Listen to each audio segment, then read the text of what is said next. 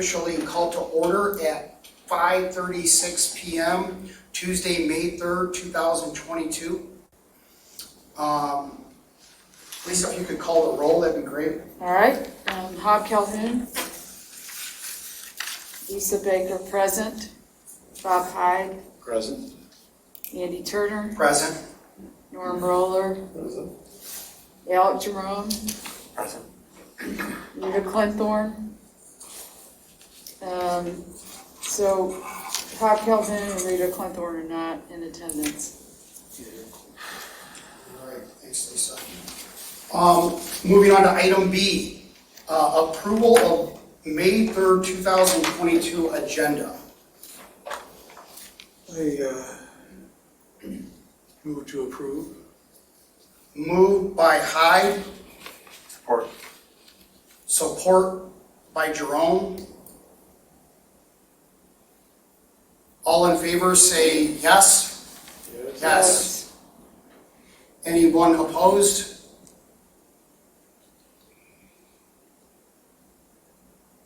Agenda approved unanimously. Moving on to item C, approval of April 5th, 2022 minutes. The minutes are in your packet. They've been online. On a side note, Lisa, thank you. You're welcome. And just well written. You know, when everybody, you know, sometimes stylistically and formatting, there's some differences, but I like Lisa's style. It reads well. And so, Thank you. Lisa, that will work out well till November. Great. Just throwing that in there. Right. See how I do that? Got it. Yes, sir. Can somebody move the minutes, please? Moved by Hyde, Support. support by Jerome. All in favor say yes. Yes. Yes. Anyone opposed? Minutes of April 5th, 2022 are approved unanimously.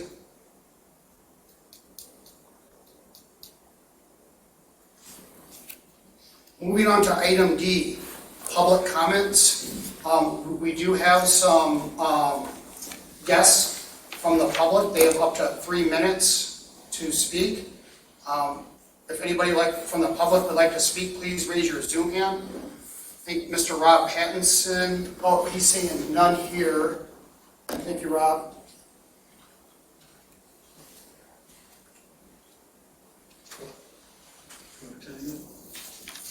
I don't think, Nobody's gonna speak? yeah, I don't see Pam's Zoom hand, and Okay.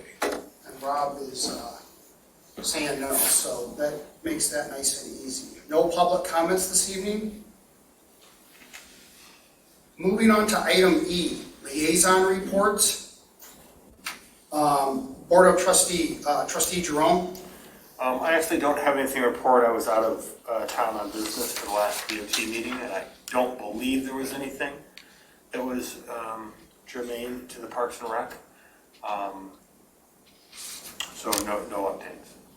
Maybe that the pros plan was budgeted and approved. I wasn't Okay, at it. So yeah, if that that did happen, so that's probably the most noteworthy thing, so that will start to move forward per Chris Nordstrom from Carlisle Workman. You know, so it's been kind of delayed, but there's a steering committee that will be put in place, and then our group, TAP, and LPC will obviously be the contributors to help Chris, produce that document. And Carlisle Workman it's $20,000 and change for that plan.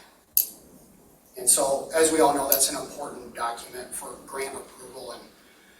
And so it's not on any of tonight's agenda, but just while we're talking about it, on the June agenda, I will be speaking with Chris because the things like public input and surveying, I think, which are the best parts of that document to really kind of take the pulse of the public and, what in terms of the public green space. So all that will have to happen because we have to have a draft ready by November. So Does anybody have any questions for Alec? Norm, TAP? The main emphasis of the most recent TAP meeting was a review of the they call it the 15-year plan for the RIDE, the Ann Arbor Transportation Authority, and it's called the RIDE 2045, I believe. And they showed their routes and expected routes, increase in routes, and the way they serve the different aspects of the township. They were trying to increase connectivity, increase service to businesses, and things like that. So there's a lot of thought that's gone into the presentation.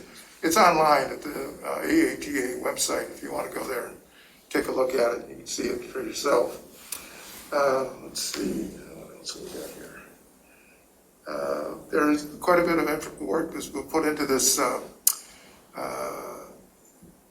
priority, segment priority matrix that they've been putting together, and they're splitting the larger units of trails, pathways, and things into smaller segments so they can rate parts of segments independently, which should give a finer cut at giving a quantitative rating that's capable of reflecting the entire pathway and not just little individual segments. I think that was the two main things that went on. So there's a few other details in the report I submitted to Andy, but I think that's the big thing. All right, thanks, Norm. Does anybody have any questions for Norm? Planning Commission, Bob? I don't have any updates since our last meeting. Okay. Any questions for Bob? LPC, I can give you a brief one. I think. Sure. I think the most important things coming out of that is we're working on a new nomination, which could be a significant addition to one of our parcels preserves already. In addition, then we've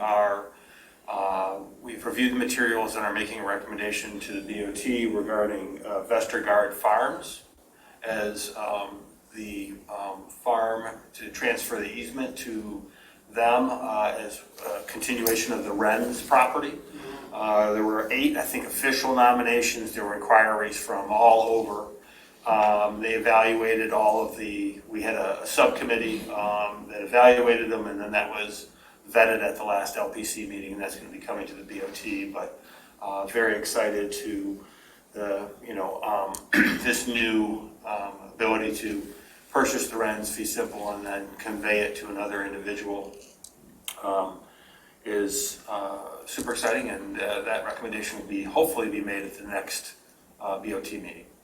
Vestergaard Farms was the application that was reviewed and approved by the LPC. They actually have a farm further down on Wagner that they already have, and they've sort of maxed out their capabilities at that location. So they had a great plan for the second phase, so to speak, of their operation at the Wren's property. So it's very exciting to be able to conserve that property and keep it inside township as an agricultural resource. all right, thanks, Alec, for covering on that. Any questions about the LPC? You want to ask Alec or myself? All right, so moving on to item F, property report feedback concerns. So really not a lot since the last meeting. One thing I've noticed, because I walk the Z Road path a lot with the boardwalk, and I have a picture, but a lot of this boardwalk out here, a lot of at least 6 to 8 of the screws are coming down, and and they get, you know what I mean, Bob? And those are very hazardous to bike tires or to like dog paws. And so, been in touch with Steve about that. I just pull them. I just go along with my hammer and just pull them out. So they're and then obviously they need to be re-screwed in with new, coated screws that are exterior grade and all that good stuff. But that's going to be a continued problem as these boardwalks age. And so,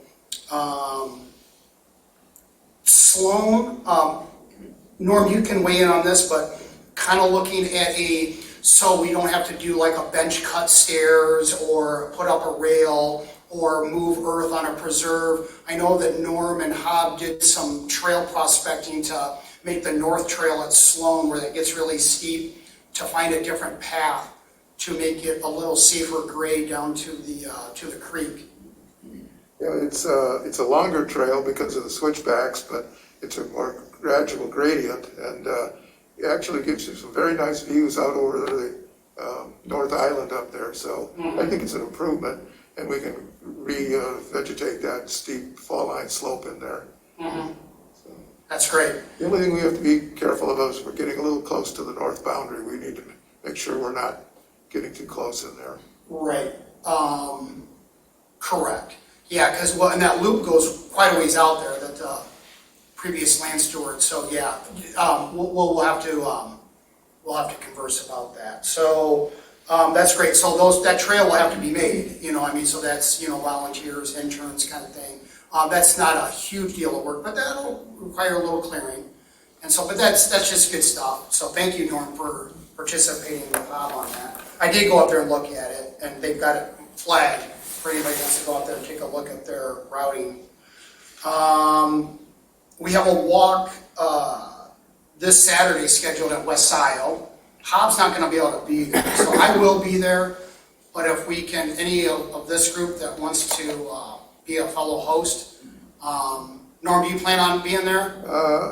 I'll think about it. I'm not sure if my schedule permits. We get Rita there. Somebody with some more eco knowledge, maybe that I can talk about the grounds and kind of work my way through it. But it is nice to have somebody with a little bit more naturalist knowledge. But I will be there to cover it for sure. I usually go anyway. So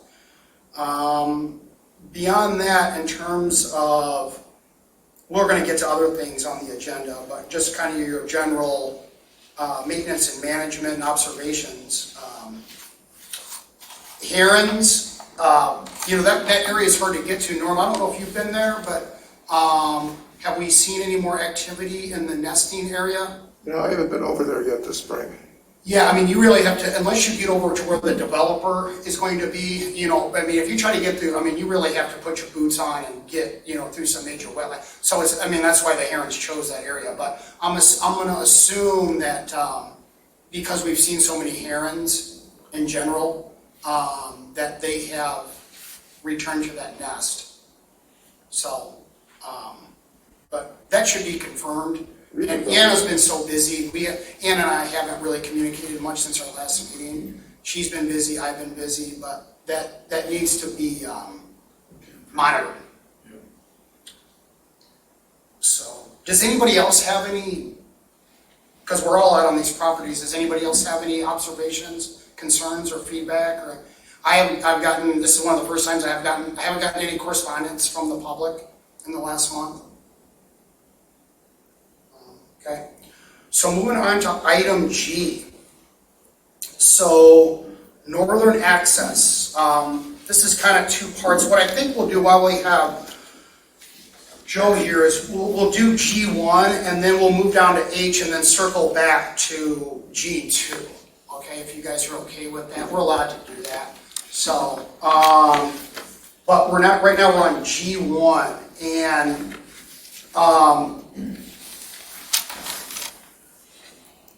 Joe, do you want me to just provide a quick refresher and then we can turn it over to you for the technical stuff? Yeah, that's fine. Yeah. Okay, so just as a quick refresher, we're trying to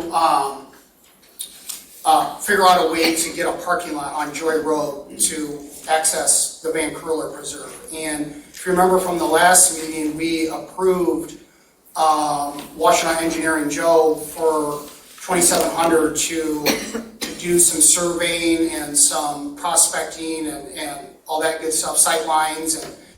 And so what was found was that the two primary possible potentials are not going to be doable. So Joe has found an access point that will work, and it's part of the proposal that we all have.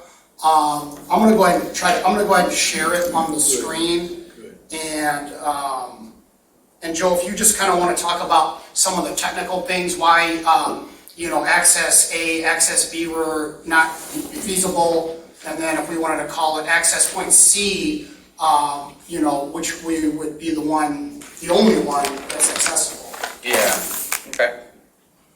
I'm gonna share my screen here. It's not the only one that's accessible, it's the only one that meets the road commission Right. requirements. Right. Yeah, and it's really, really tight, so I can go over that in a second. And our secondary one failed by, 4 feet? Yeah, so the primary one, which was the western entrance, we were well over a foot, almost 2 foot, to where the sight line. So when you're pulling out, sight lines looking right need to be 610 feet from your point, and looking left is 530 feet for road commission standards. And so looking left, obviously you're looking straight into the hill and you can't see the car coming. That's another, what is it going to be, 300 feet away. So that's the reason that location had failed. When you go to the eastern approach, looking east, you're okay. You've got your 610 foot sight distance, but when you start to look west, you can only see about 200 feet from the entrance. That leaves a long gap of the sight line where you're not going to be able to see, and like Alex noted, it's well over 4 feet of roadway hump that you're trying to look through. So I spoke with Mark McCullough of the Road Commission, and I sent him our option C, because it felt like it was really tight. It's less than a half a foot of distance that you have from your sight line to the bottom of the roadway in order to see the 610 feet looking east. And they went through several staff members there, and they felt like it was the best location. If the final design comes back and we're still really, really close, they're willing to grant the township a variance for this location because it is only 6 parking spaces. So we've got very good confirmation from the Road Commission that this location will be adequate for them. That's the one that Andy has shown here. Yeah, so this is kind of like the location. So we looked at a couple different options when we were out there as far as parking configuration. We will need accel and decel lanes here as part of the Road Commission requirements. We didn't do those on the gravel roadways for the other parking lots, but here, given the site constraints and safety concerns, we're going to add those in as well. That's going to push your cost up. We can get into that in a minute for construction of the lots. But so based on our walk, we put together this option here, kind of the higher option of the parking lot.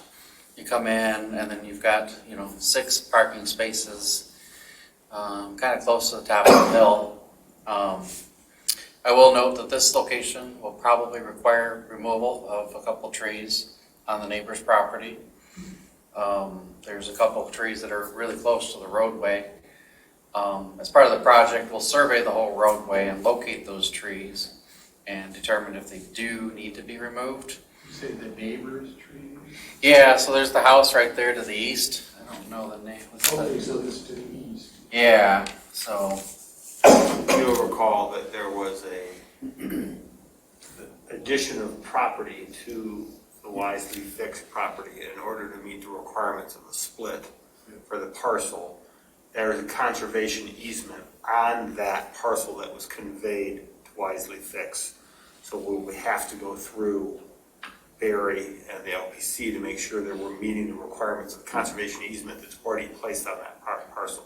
As well as, obviously, we know it falls within that in some sense because we tried very hard, Joe and Andy and myself walk this area. It's hard to see from this, but there is a very high, obviously there's a hill there and it's slopes down. There's a couple strategic areas to locate a parking lot that have a pretty minimal impact on the natural features, i.e. trees and grading, but that, as Joe is indicating, that there is no location that does not require any removal. This is the one that There was a couple areas that would minimize it. I cannot speak for the acceleration, deceleration lanes. That's a newer thing that's been identified that we'd have to evaluate its impact. So, does anybody have any questions about, so we're kind of, if we want to move forward with this in terms of an entrance to a parking lot, because of the sight lines and the topography and everything else that Joe has prepared for us, this is really the only thing that the county would approve. And Joe, if I'm misspeaking, please let me know. And so we've got this draft here, this concept, and hopefully you've been, I know, Joe got this to us yesterday because he's been working hard on it. And so we haven't had a great deal of time, but hopefully you were able to look at both of them. As I look at this, there's obviously going to be a cost difference between this one and this one down here. This is going to be a lot more capital intensive with creating that gravel trail. This one is going to be a little easier from a security perspective. So when the police and things of that nature, you're a little closer to the road, a little easier to monitor. Okay, so these are the kind of variables that we should probably be thinking about. There is a pretty flat area here that we're able to kind of, and Joe has kind of juxtaposed a kind of a footprint of like the other parking lots that we've had at West Scio and Marshall. And so the grade is pretty good in this area, but you'll notice the topography, it gets very steep right here, okay? And so if you go down here, so now you've got a really steep, when you talk about the winter time and things like that, so now you've got a parking lot that you're getting farther away from this neighbor, but now you're a little closer to this neighbor. This is a really nice flat area. Joe, would probably be less tree removal, is that safe to say, in that particular area? Down in that area, yeah. And, For the parking lot, but not necessarily for the road. Right. Yeah. right, You got to clarify that. Well, as part of our proposal, we would survey both areas Sure. and actually locate all the trees. And the one thing I was going to have done is our landscape architect go out, identify the trees that are in really good shape and the ones that should be saved, so that we can actually manipulate this driveway to save those quality trees. And there's quite a few out there that are, that are dying shape that we saw and, could be taken out and help the other ones flourish.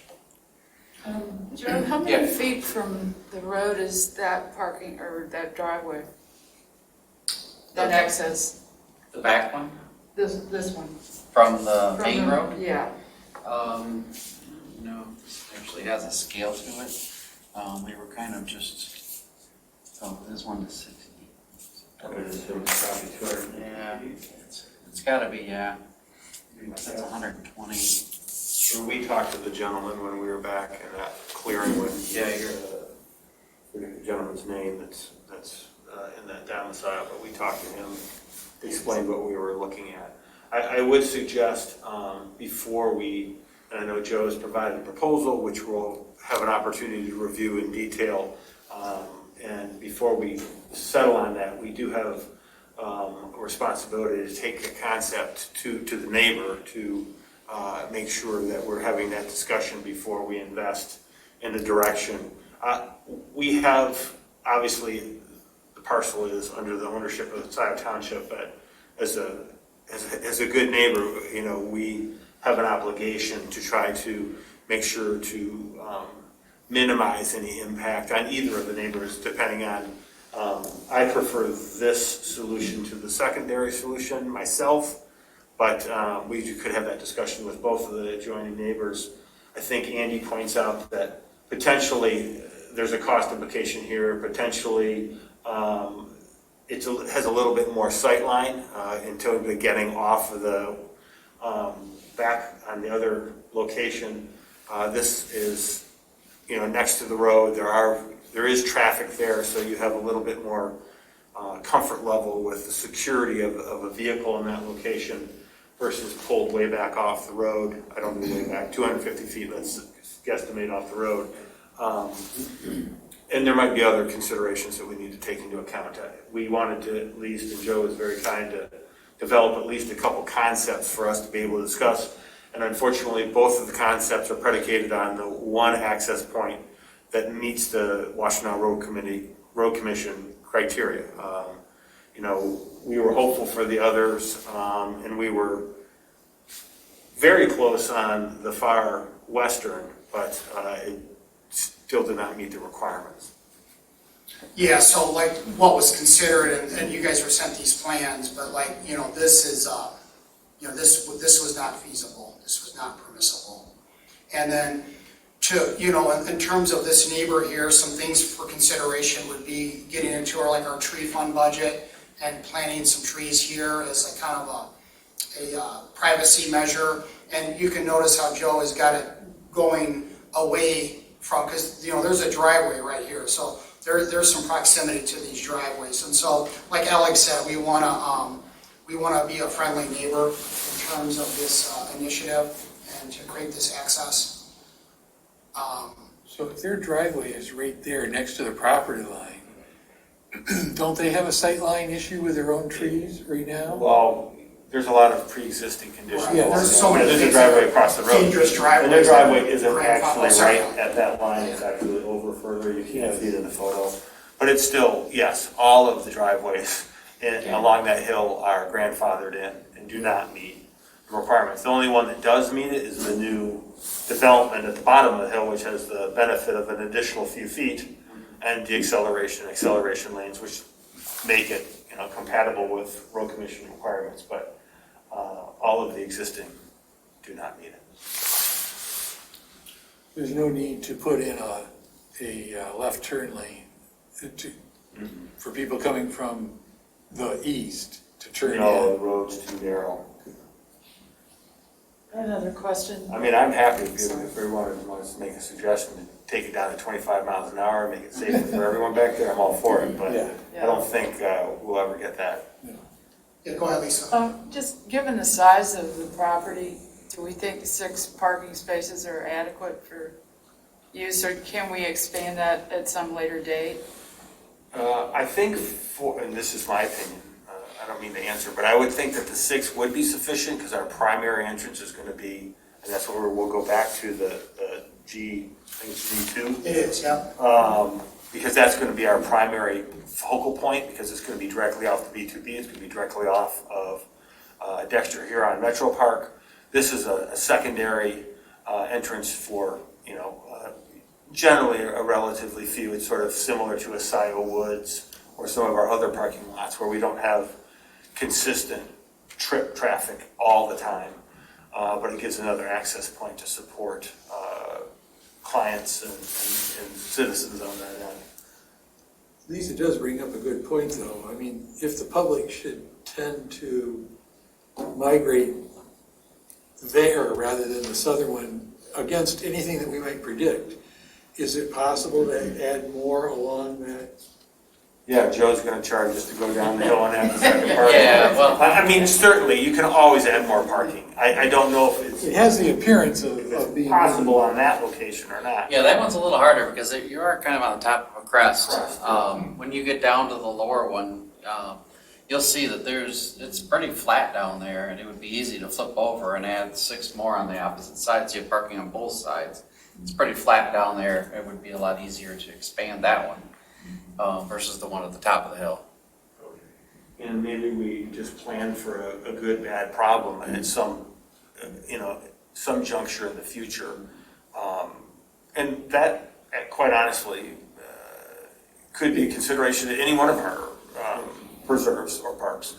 Unfortunately, you know, as we open these up, we don't know there's no crystal ball to give you a good great prognosis. problem to have them to really be used, Correct. really be popular. One good thing, you know, our proposal covers surveying actually both locations. And to give you the opportunity to go out and walk those locations. I also worked with fire forestry to have them actually come in and clear out a lot of the brush in there, so you can walk it nicely once it's all surveyed. And we can put stakes out there, so you can really see the path that's gonna go from one side to the other. And one option would be is develop the plan to go to both, but build one first. And then if you need the other one, then you've got the plans to move forward with the next set, and it's all included in one price for you at the same time. It's just as an option, so. Interesting. Yeah, I think that you could probably go from like 6 to 10 or 6 to 12. You could carve out some spaces going to the east and back towards going to the east and a little bit to the west. You know, if you can kind of visualize that, you know, as long as you can maintain that turning radius. And so, because you could work back to the entrance and add some more spaces if we didn't want to go down the hill. But Yeah. so if we look at, and hopefully everybody's able to read through, so in terms of where we're at tonight, you know, Joe does have a complete proposal in front of us for him to be, him and Washington Engineering to be hired as the project manager. And if you go to part 4, Joe, can you just kind of talk about your fees and how we got to those numbers and what's going to be included for part 2 and part 3? Sure, and like I said, you know, the first thing we'll do is go out and survey the property, get an accurate topographic survey, locate all the trees that are out there with our landscape architect, and decide which ones are quality trees and which ones need to be preserved, and so that we can start thinking about grading and concepts for the parking lots and refine those locations a little more. Like I said, the other end of this is, you know, we did work with fire forestry to come in and basically just do a light cleanup of the brush and everything so that we can really walk it out there. It's really intense out there. And I happened to catch a pretty bad case of poison ivy at the same time. Oh, don't tell me that. So, be careful when you're out there. And then we can, you know, obviously get the lot staked out, get the location staked out so that you can come out and take a walk and look at them and really get a good feel of what they're going to look like prior to any design work being done. I think that was a good addition that we did there, and you can let me know if you agree. But then we'll go through the plan design, whichever way we decide to go forward at that point. We'll completely design the plans, get construction bid documents put together, and get those out to numerous different contractors so we can get pricing back and get a good idea what it's going to cost and how long it's going to take to get this built for you. That's pretty much the front end of the project. When we get into construction, we'll do the final bid evaluations, make the recommendation to you on which contractor to use, get all their insurance, permits from the road commission and so forth, everything that needs to be done to get it built, stake it out for the contractor so they got the right grades out there. When we're in the right of way, we do have to do density testing, you know, for the sub-base material in the roadway and the paving, so that's a third-party tester, either MTC or I forget the other ones, SME or all those 3-letter words they got. I basically walk the contractor through the complete construction of the project. So. Okay. We also gave you kind of an estimated budget here. It's really kind of a good guess based on the other projects that we've done at this point until we really get in there and see exactly the exact work scope. But we're budgeting somewhere between $75,000 and $95,000 to get this constructed. So.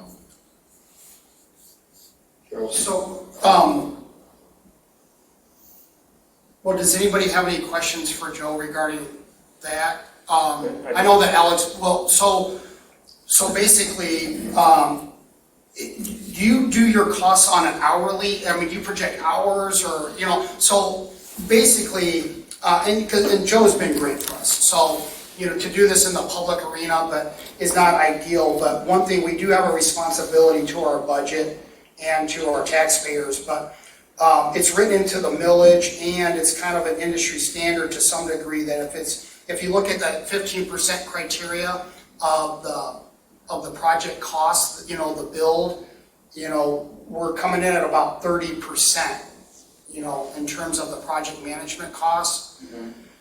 And so, the more that we can just kind of color in, where, the $31,000, the better I know this group will feel and the board of trustees will feel, if that makes sense. I think if you break it out into design and construction management, you'll see that the price, I mean, it's 12.5 for just the design or the construction management, which I think we should be somewhere around, like you said, 12 to 15%.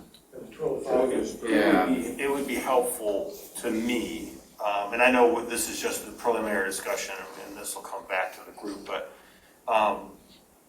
first, just a question. So, because we're having some issues on other parcels, does your proposal include, there's construction, so to me it would be better if it was broken out with design development, construction drawings, construction administration, which is what you're talking about, and then whether or not there's a project management portion of that because we're conflating project management and construction administration together. Construction administration is review of drawings and construction administration and bidding and procurement primarily, and then there's the actual job site supervision, which is meeting with the contractor, establishing the requirements and making sure that the work is done properly.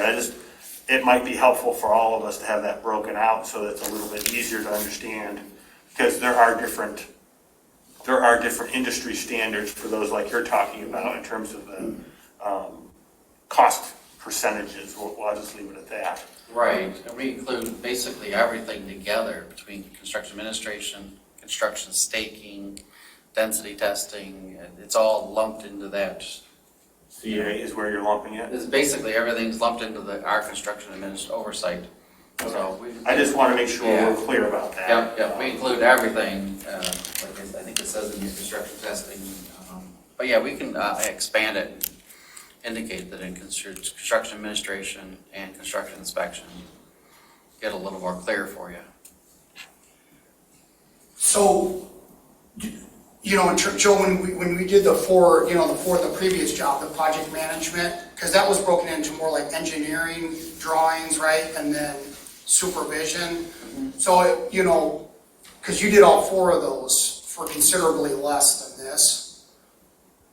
than the 31,000, and this is only one, so I'm kind of just thinking out loud here, kind of with our group, but I'm wondering if we could reach some efficiencies or some economies of scale if we feel good about pursuing Mercero, because we've all been out there, that if we were to do some kind of bundle, we could reach some sort of, I don't know if I'm making sense, but you did 4 for us before under one umbrella of project management. I'm wondering if we can create some cost efficiencies if we were to bundle Mercero into this, and then you would bid it out. Remember, because you bid out for all 4, right? And that's how we arrived at Eric, right, or prior. So I'm just wondering if we could save some money approaching it that way. Would there be any kind of? Where we would combine a Mercero parking lot with this parking lot and just bid it out together, similar how you did Marshall, West Scio, Liberty, and this Township Hall Trail. Yeah, I mean, there's certainly definitely scales of economy with Right. things like that. If you're doing 2 at the same time, it's a little easier to jump back and forth and get them constructed. Yeah, I'm just kind of thinking out loud here. So, I would hope that it wouldn't go ×2 is what I'm getting at, right? Yeah, no. You know what I mean? Yeah. So, I'm trying to, again, we have a fiduciary responsibility, right, to our budget and to our taxpayers to try to just, because once we get out at 15%, equation, that draws scrutiny. And so we just want to make sure, and then you've been great with our group and the contractors that you, particularly Eric. And so,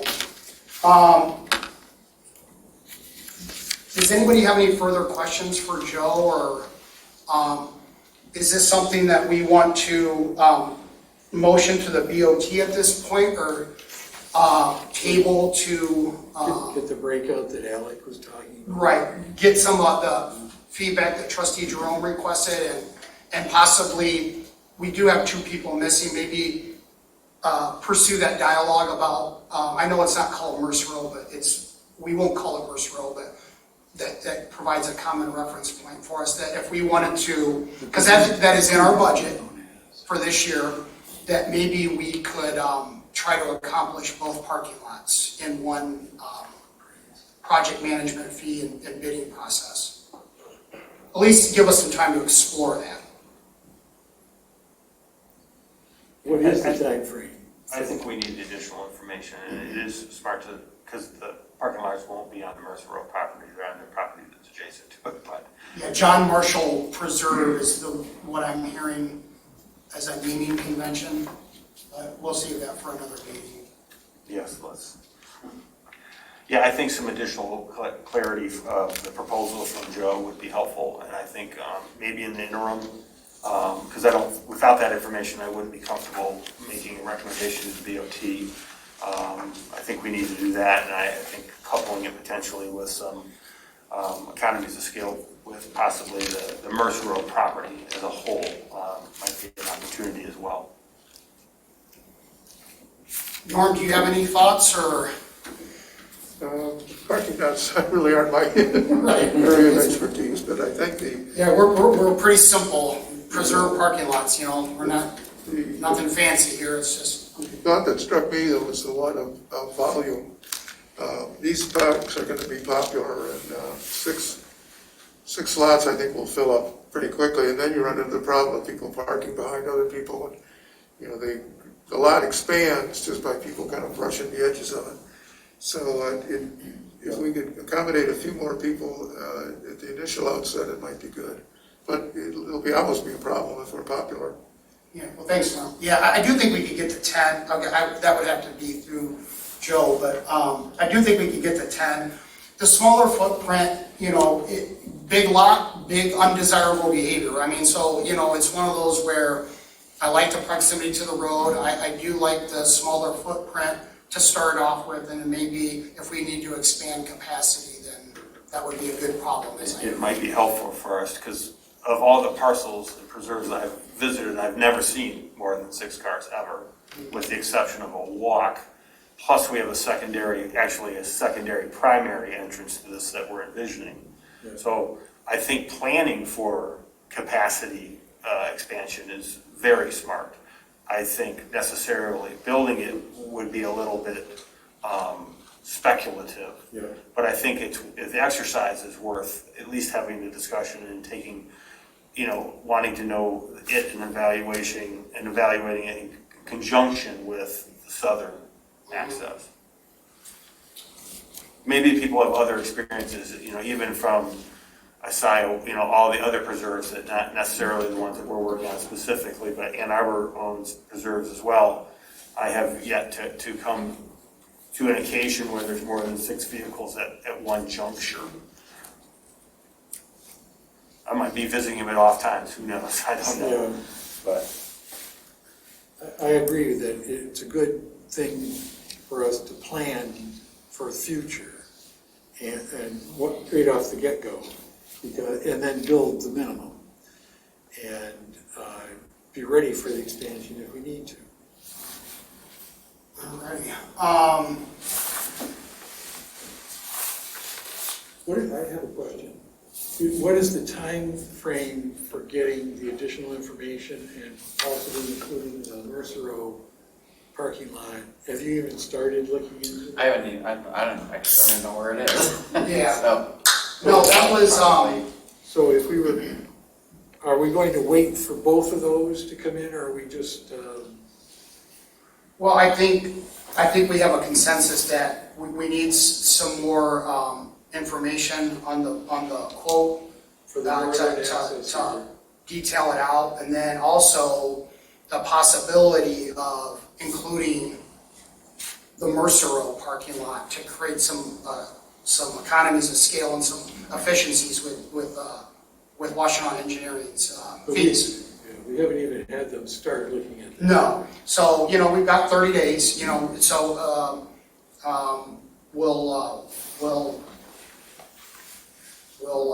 we'll keep pursuing this initiative. And so I think it's all positive, it's just a matter of, working smart with our money. So does anybody else have any questions or concerns about G1 in terms of the northern access? So we're gonna go ahead and table this till, to the June meeting. And while Joe's here, I thought it would be a good idea just to jump to H1. If you table it, you should probably have a motion to table, have a call. Okay. Parliamentary, yeah. All right. So motion to table the, let me just get some language. Lisa, bear with me here, sorry. I would just say motion to table northern access discussion with additional information from Washington Engineering to next Parks I would second. Yeah, okay. Recreation Advisory Board meeting. You got that, Lisa? What did, I heard the last part of what you said. I didn't hear all of what Alex said. Oh, I just said I would second that. Okay, sorry. How about this? Motion to table Washtenaw Engineering proposal, Van Curler Preserve proposal, Okay. dated May 2nd, 2022. Doesn't need to be really specific, we just should have a Yeah. motion to do so. All And support. so motion by Turner, support by Jerome. Everyone in favor say yes. Yes. Yes. Yes. Anyone opposed? Okay, motion approved unanimously. All right, let's jump to H1. Does anybody have any questions for Joe about the completion of the Marshall Park pavilions, or I wanted to know, oh, that's not showing up on your screen, is it?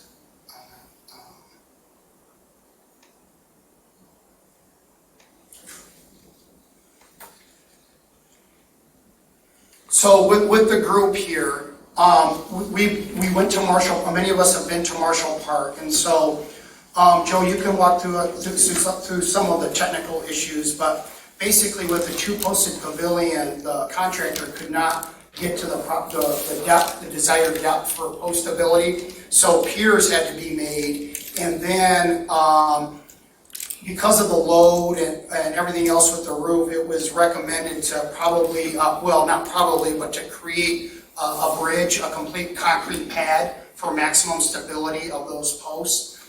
And so now we've got a higher grade, but at no change order and no cost increase, Joe's going to have the contractor, we're going to have a 12 by 10, which were the original, a concrete pad with a nice surface, and material will be added kind of as an apron, and it will be graded out.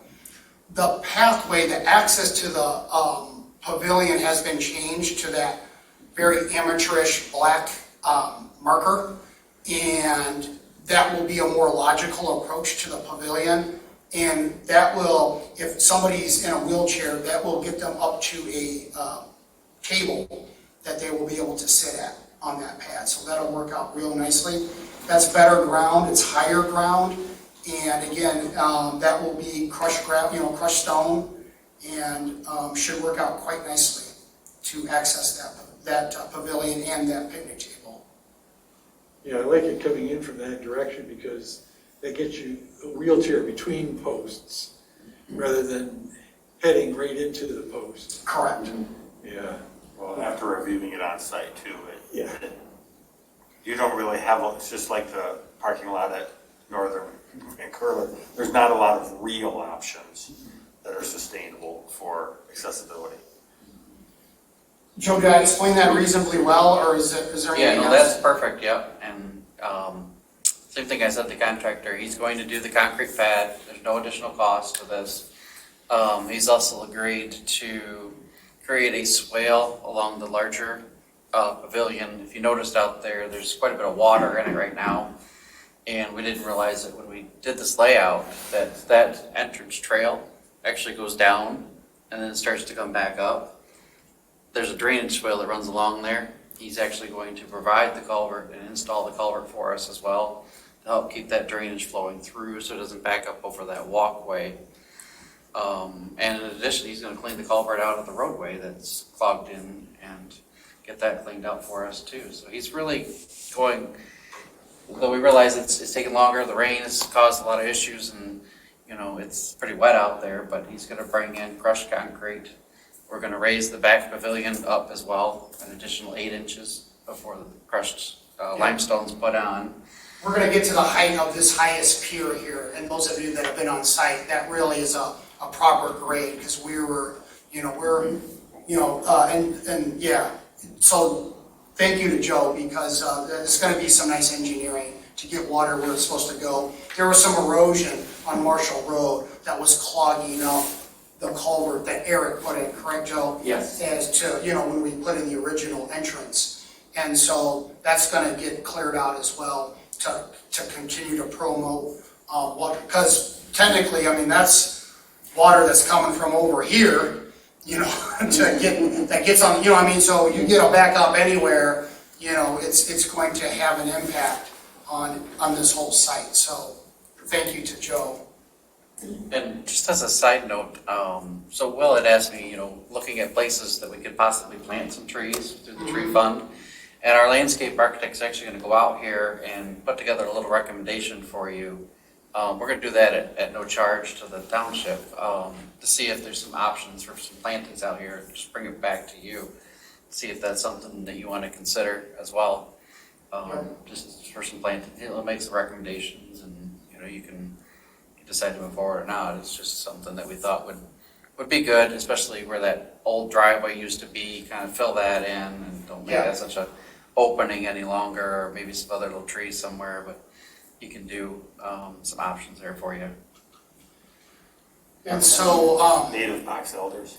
so that's exciting. And so that tree fund is sitting there, and this would be a great application of those funds, and it would really, aesthetically improve that space. And then we need to watch our time, but Joe and I have begun, because, Eric has just really been a great partner.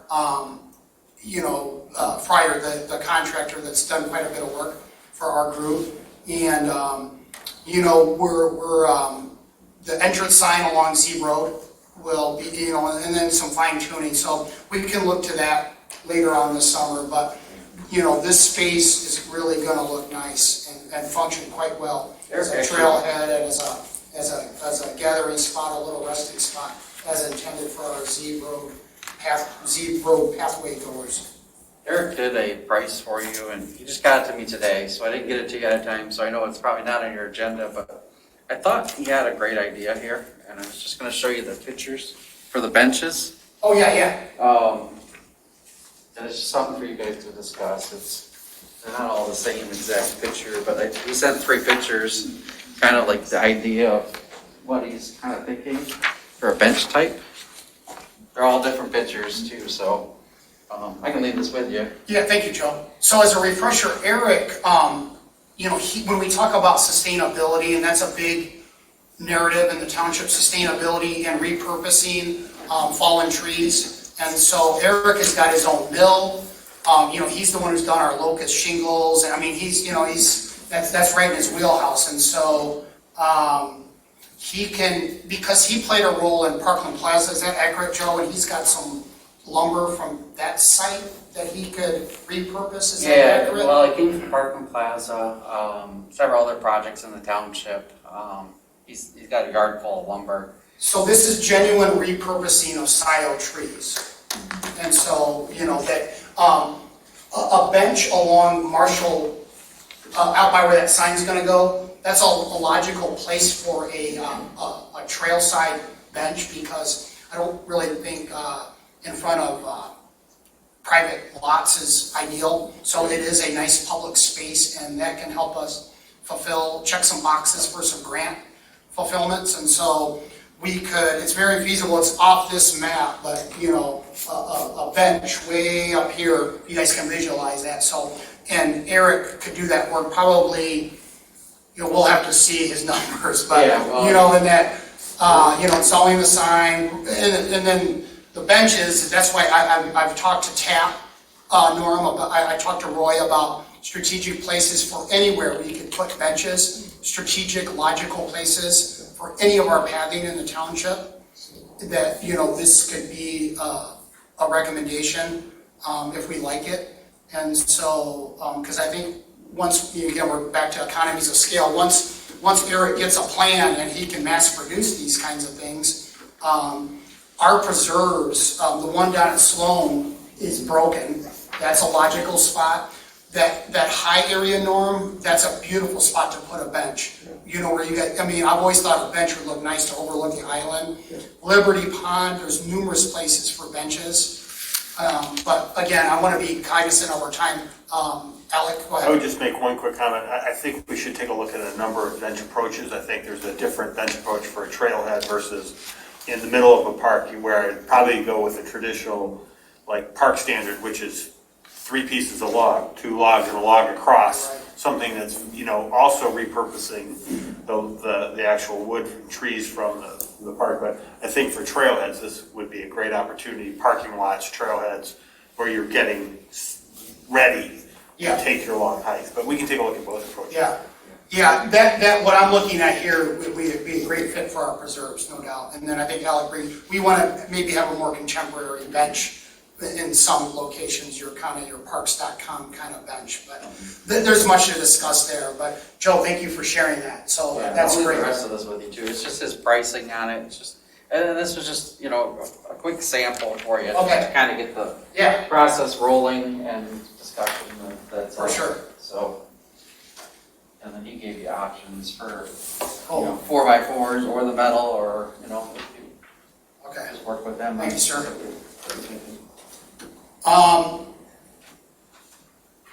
Bike pad is going to be 7x5. That's a part of the current plan, agreement. So Joe and the contractor will put this in. That's been staked out. Bob, do you mind stopping in there and just looking at that? Just Bob and I, has great biking, and so that 7 foot of width.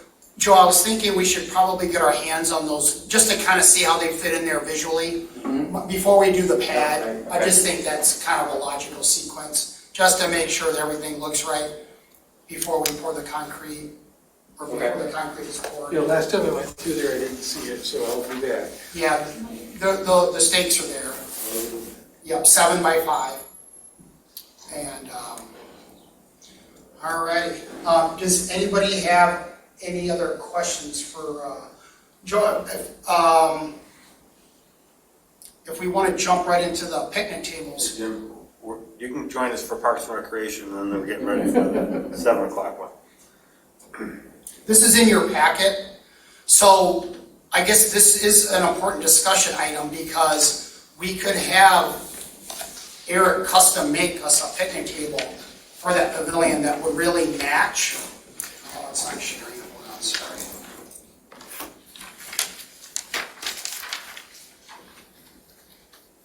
It's this one. So, Yeah. Joe, do you anticipate these pavilions being done like in about 4 weeks? Is that fair? Yeah, I think if the weather holds out for us, we could be done in 4 weeks. Okay. So if we can sync up, and again, this would be nice to have a parks manager doing these things, but it's us, right? So otherwise we're going to have just a blank pavilion. So let's start off with the smaller one here. So because that 2-posted pavilion is pretty, you've got 88 inches from post to post. So this is a square table that's 70, let's just call it 79 inches, that will go in there.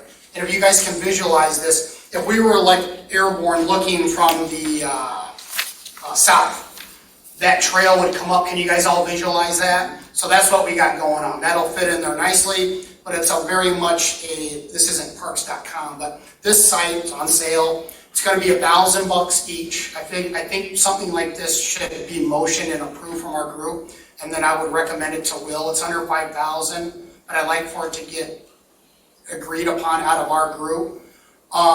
I don't want us to feel rushed. We could go with a more natural thing, hire Eric possibly to make us a custom ADA compliant table. I think that's easier said than done. This could be here in a week, and it's, you know, your standard, and it is a park. Marshall Park is a park. So let's keep that in mind. You know, these aren't gonna go in a preserve. But one of these and one of these, this one for the small pavilion and this one for the larger. If this feels rushed, our whole group could research this and we could push it to June. We don't necessarily have to motion it out of one of our meetings, but I just think that's ideal. That we all feel good about what we're gonna put for picnic tables at these discussion. Trustee Jerome? Just two comments. One, that type of table is not very conducive to glasses or bottles, just so you know. I have used it on different. Right. Two, my biggest concern, I guess, is taking the time, because to me, I would want to create a standard that we're going to be investigating for all of the park/preserve possibilities where we'd be employing this. And if I want to have a common approach to populating our parks with furnishings, so to speak. So a standard of furnishings that we're looking at. So for me, I would rather take a little bit further opportunity to make sure that we're finding the best product for the situation that we feel that would then be applicable for Park X, Y, and Z. And I'd also like, quite honestly, the time to evaluate the freer proposal. I know this isn't the time for it. I like the concept of that. I will have to figure out whether or not I like the practicality of it when I see figures and other things like that. That's just my opinion. Right. Yeah, I totally respect that. I just, I don't want us to feel rushed. We can table this, excuse the pun, but, it's one of those where I would say we're not going to have a park in the near future. We have preserves. I would say this purchase, will suffice for Marshall Park. A pretty low cost, $2,000, just to get something in place. When our next park comes about, if we feel like this is just a real inconsistent set, where, we could then just start over, but I would say in the short term, to get something in place and get it secured while we have Joe and his contractor there to get it posted and secured down properly for anti-theft purposes, it might make sense to move on this and just get these in place for a season or two until we have our next park in place. That's just my humble opinion. Again, I don't want us to feel rushed, but at the same time, I don't want to have 2 pavilions empty for the entire season when Joe and the contractor get done with these pavilions. Because if I was a taxpayer, I'd be like, why do we have pavilions without any place to sit?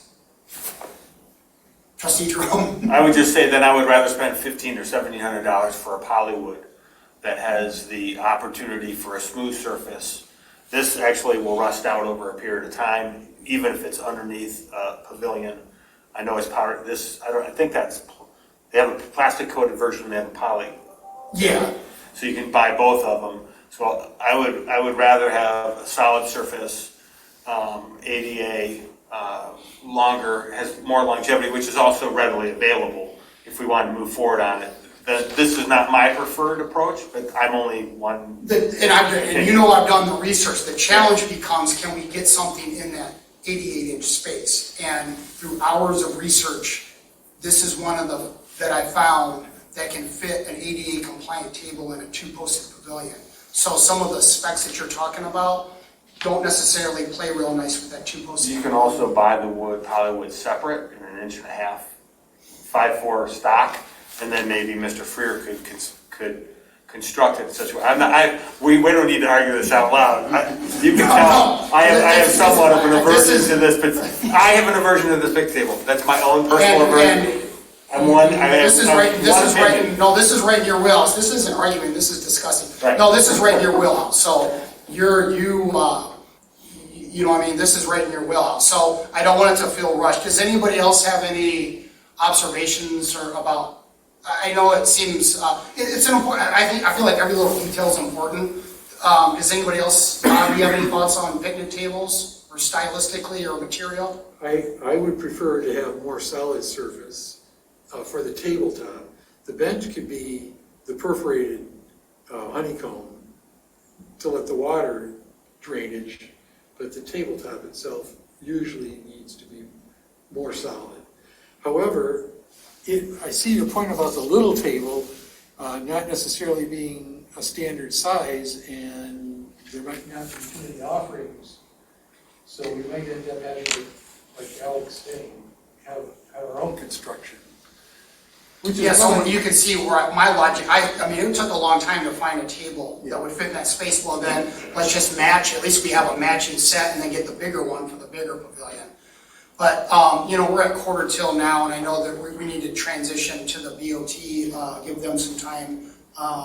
So let's just table this, and, but just note that we're, you know, if, you know, this, these pavilions are gonna be done, let's say, June 1st, and, you know, Eric's busy, and to do custom work like that is a big ask, and, you know, he's a gamer, but I just don't want us to, have pavilions without tables.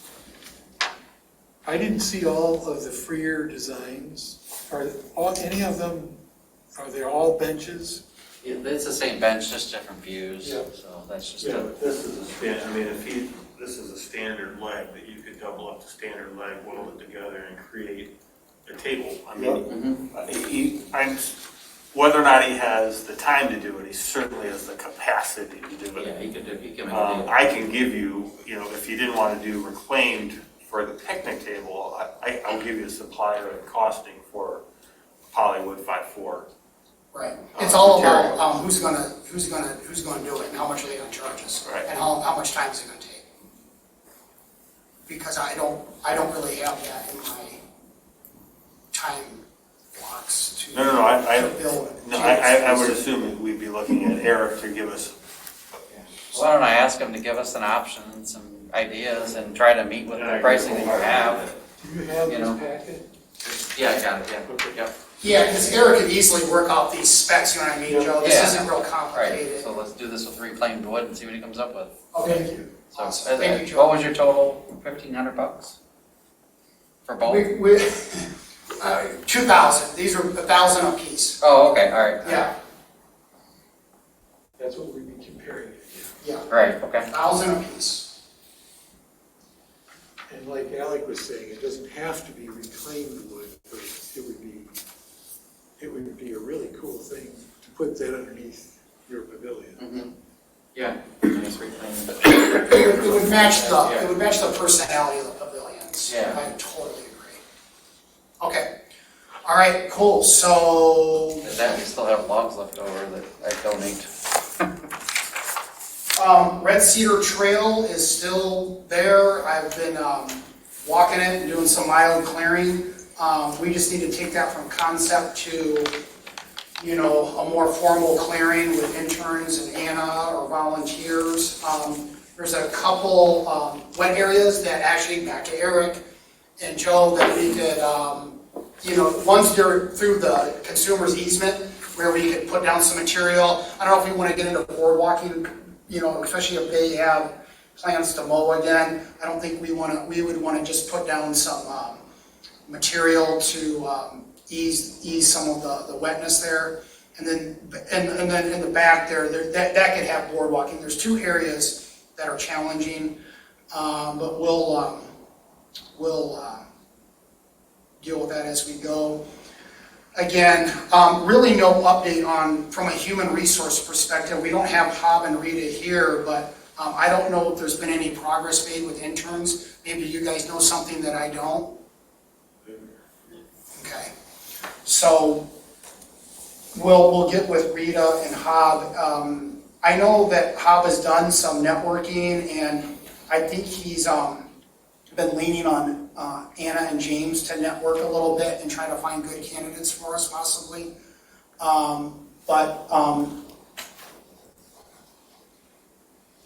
I've made 2 attempts to get the manager position on the BOT agenda, and I've had great conversations with a lot of, with Jessica and Will and Alec and Patrick. Obviously, with Mr. Rowley resigning, because I was told it was going to get bundled into because there was a lot of positions under consideration. It was going to kind of get, and Alec could probably shed more light on this, but I could try to make another attempt. I think I need to speak more with Alec and Patrick about it, but it would be nice to get that filled sooner than later. Alec, do you have any quick words of wisdom of how to move forward to get that accomplished? I don't. I think we'll just speak again to David before he departs. I know that he was taking a look at all of the open positions that were remaining in the township and coming up with an approach to how to fill those prior to his departure. And that's inclusive of a number of open spots, not just exclusive to the parks manager. Does anybody else have any thoughts or about interns or the parks manager potential? Okay. We're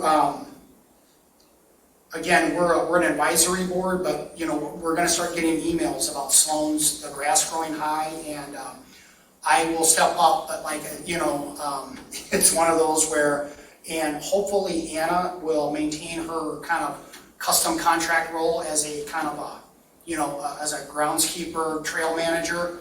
But the more time goes by,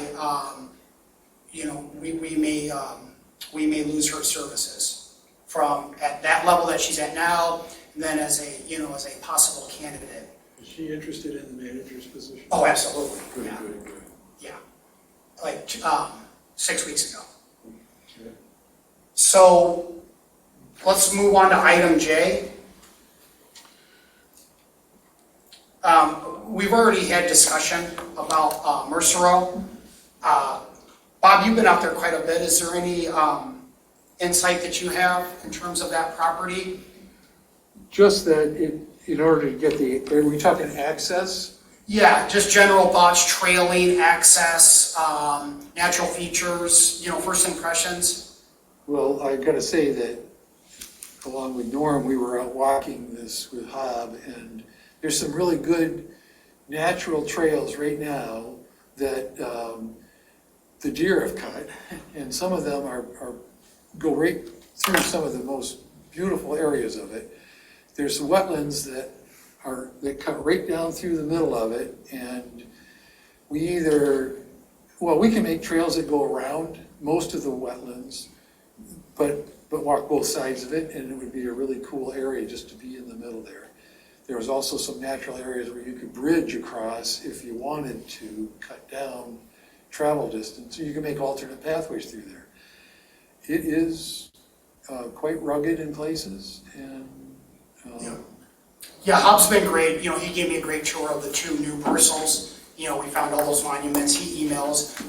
Norm, I know you've been out there quite a bit. Could you provide any thoughts or? Well, one of the things I think we have to think about is the connections between this property and the other property, and then future properties, if we might be able to extend from Marshall to Baker or something like that.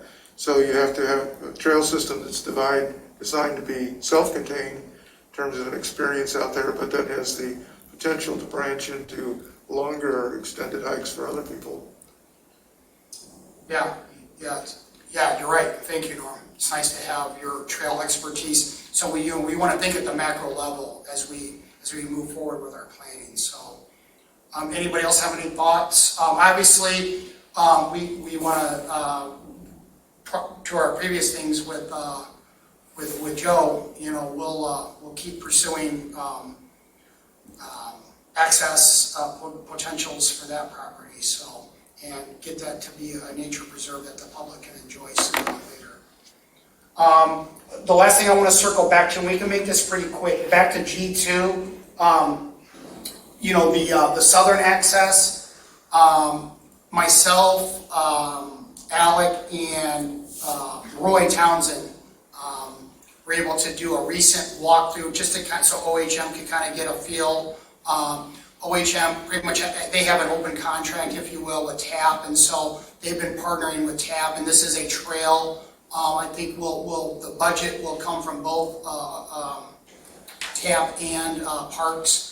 But, OHM is going to come up with some preliminary, choices, if you would, very preliminary, about how to get from the border to border trail to the Van Curler access point from the south. And obviously the key variables are cost, the Metro Parks discretion, where, because we're on their property, and Safety. and to some degree environmental, and then obviously user experience, wayfinding, what's the easiest place, what's the best engagement in terms of the B2B users and how they would then access this trail to cross Huron River Drive. Obviously, the cost is going to be the engineering to get across Huron River Drive. Alec, do you have any quick other things that I would just say that overlooked? it was Chris and Stacy from OHM. We basically took them on a site tour of the area we're just discussing, and they were going to come up with a couple proposals and cost evaluations for those different approaches so that we then are prepared when we go to the Metro Park Authority. We can't go with a napkin sketch. We have to go with something in hand. So we gave them enough preliminary review and information that they could develop a potential proposal for services with regards to either option A or option B, and they were going to conceptualize that for us. And this would all be foot traffic, not bike traffic. We're not biking into the park. This is foot at this juncture. Yeah, good. So, do you guys want to see a quick, probably the two options that will most likely Oh, yeah, if you have. happen? And again, it's a napkin sketch mode right now with me and my magic marker, but like, at least, let me see if I have this. Let's do Yeah. Can you guys all see this okay? I can. So we did both of these. Both of these are pretty feasible, and again, it would be at the Metro Parks' discretion to some degree, But basically, we've got the bridge here. There's a nice place here for a fork. It's kind of tight. There's a great area right here for like a modest kiosk and just a nice engagement. Hey, park your bike, pedestrian hiking only. And then take the visitor through here. This is an easy walk through the woods. You're getting some proximity to the river, so you have to have some environmental concerns there. We talked about wood chip or more of a crushed stone, gravel path. And then this is also feasible too. A little shorter, walk through the woods, pretty dry, a little higher ground. But this area, growing up, this was like go-to softball field. Now this area's got really, really wet, and so so the visitor, but again, it would be at the Metro Parks' discretion. But so there's a scenario where we could create access here and then bring the visitor this way. So very preliminary, but I think me and Alec, covered all the bases. Does anybody have any questions or concerns about our feedback that we could provide? And then there'd be lights for crossing on the. There would be a traditional, probably solar. You could do an electrical, solar crossing. The LEDs. Right. There wouldn't actually be probably street lights. We have but there would be a flashing signal just like you would have at a school. Push a button. Yeah. And it could be solar powered, but yeah, all of those things to. There's not a good electrical proximity except for the power station that's way over on the other side of where the baseball field used to be.